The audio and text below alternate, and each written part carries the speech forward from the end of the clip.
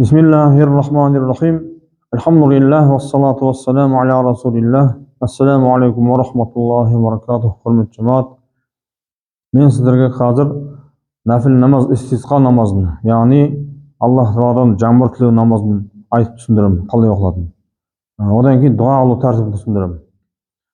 Istisqo namozi bu nafil namozga жатadi.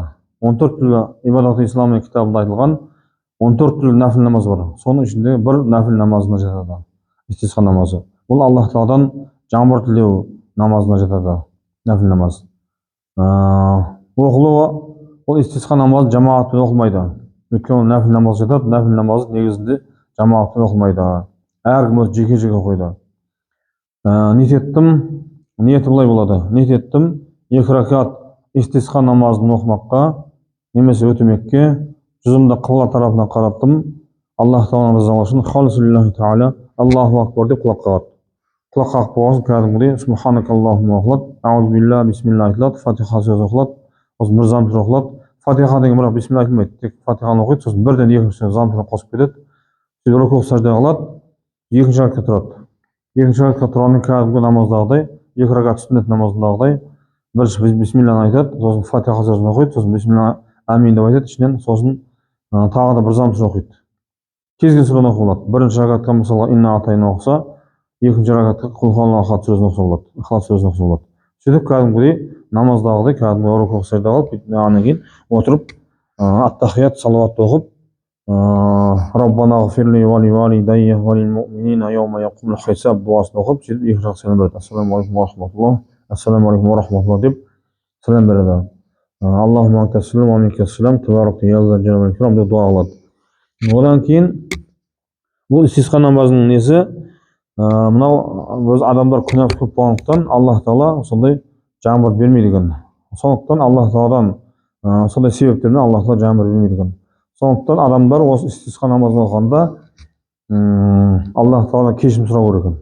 Истигфар айтып, астағфируллахул азим ва атубу илейх, немесе астағфируллах деп шын көңілмен өкініп, ішінен Аллах Таалаға өкініп, істеген күнәларын өкініп, Аллах Тааладан истигфар айтып кешірім сұрау керек екен. Кешірім сұрайтын болса, Аллах Таала сондай ойламау үшін ризық нәсіп береді, жаңбыр береді, барлық жақсылығын береді Аллах Таала. Сол үшін осы истисқа намазын оқығаннан кейін Аллах Тааладан осы кешірім сұрауымыз керек. Әркіміз отырып алып, тасбихтап алып, болмаса тасбихтамай былайша ауызша санамай-ақ айта беруге болады истигфарды. Истигфар бұл астағфируллах деп айтса да болады. Яғни мағынасы я Раббы Аллах Таала мені кешіре гөр. Немесе астағфируллахул азим ва атубу илейх деп айтса да болады. Яғни мағынасы оның мағынасы ұлы Аллах Тааладан менің күнәларым кешірім тілеймін және оған тәубе етемін. Және былай деп айтса болады. Истигфар, яғни истигфарлардың мырзасы болған болсын, салауат осы истигфар етсе болады. Астағфируllahul азим аллази ла илаха илля хуал хайюл қайюм ва атубу илейх. Мағынасы ұлық Аллах Тааладан күнәларым кешірім сұраймын. Ол сондай Аллах Таала астағфируllahul азим аллази ла илаха илля хуал хайюл қайюм ва атубу илейх. Ол сондай Аллах Таала, одан басқа ешбір тәңір жоқ. Ол Аллах Таала мәңгі бақи тірі. Хай, яғни Аллах Таала мәңгі бақи тірі. Әл-хайюл қайюм, Аллах Таала мәңгі бақи тірі. Және қайюм мағынасы Аллах Тааланың әл-қайюм есімінің мағынасы барлық нәрсені басқарушы, барлық нәрсені билеуші деп мағына береді. Ва атубу илейх, оған Аллах Таалаға істеген күнәларымнан қайтып тәубе қыламын. Істеген күнәларымнан қайтамын және оған тәубе қыламын деп мағына береді. Осындай осы истигфар етсе де болады. Сөйтіп Аллах Таала кешірім сұрап жететін болса, Аллах Таала дуа тілектерін қабыл етіп, Аллах Таала жаңбыр береді. Және бұл Тафсир Хаммами деген кітапта айтады. Ясин сүресінің қасиеті туралы айтылған тафсир дегеніміз ол Құранның мағынасын түсіндіретін ілімді тафсир ілімі деп атайды. Тафсир Хаммами деген кітапта айтады. Ясин сүресінің қасиеттері туралы айтады. Қай жерде, қай ауылда Ясин сүресі оқылатын болса, Аллах Таала ол ауылды, ол жерді, ол үйді, ол шаңырақты бәле-жаладан, бәле-афаттардан, неше түрлі жұқпалы аурулардан, қуаңшылықтан, оба сияқты жұқпалы аурулардан, дерттерден аман сақтайды деген.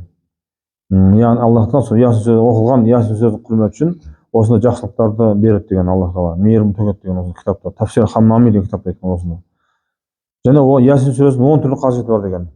Ясин сүресінің ауру кісі оқыса шипа табады деген, қарны аш кісі тоқыса қарны тояды деген, тамақ тауып қарны тояды деген, шөлдеген кісі оқыса суға қолы жетіп шөлғанады деген, сапардағы кісі оқыса бара жатқан жеріне аман жетеді деген, одан кейін қауіп қатердегі кісі оқыса қауіп қатерден аман қалады деген, құтылады деген, бойдақ әйел жоқ кісілер оқыса әйелді болады деген, осындай 10 түрлі қасиет айтқан. Мен қазір біраз есім шығып қалды біраз. Сонда 10 түрлі қасиет бар деген. Яғни Ясин сүресі пайғамбарымыз хадисінде айтқан: "Инна ликулли шайин қалбан ва қалбул Құран Ясин" деген. Мағынасы әрбір нәрсенің жүрегі болады, ал енді Құранның жүрегі, Құранның ділі ол Ясин сүресі деген. Ясин сүресі қасиеті осындай. Және пайғамбарымыз хадисінде айтқан: "Фақрау аля маутакум Ясин" деген. Мағынасы хадис, бұл хадис пайғамбарымыздың хадисі. Мағынасы өлгендеріңізге Ясин сүресін оқыңыздар деген. Яғни өлген кісілерге, сол аруақтарға, рухтарға, қайтыс болған ата бабаларымызға Ясин сүресін оқып бағыштайтын болса, Аллах Тағала сол Ясин сүресінің құрметі үшін сол адамның азабын жеңілдетеді деген. Және қайтыс болайын деп отқан адамның алдында Ясин сүресі оқылатын болса, ол адамның жан беруі, жаны шығуы оңай болады деген. Және кімде-кім Ясин сүресін оқып сондай қайтыс болатын адамның алдында оқып дем салатын болса, ол адамның шөлі қанған күйінде қайтыс болады деген. Және ақыретте шөлі қанған күйінде тіріледі деген. Міне құрметті жамағат осындай екен. Сол үшін құрметті жамағат, осының истисқа намазын оқиық, Аллах Тағаладан истиғфар, кешірім тілейік Аллах Тағаладан күнә істеген күнәларымызға. Және Ясин сүресін оқиық, Құдай қаласа.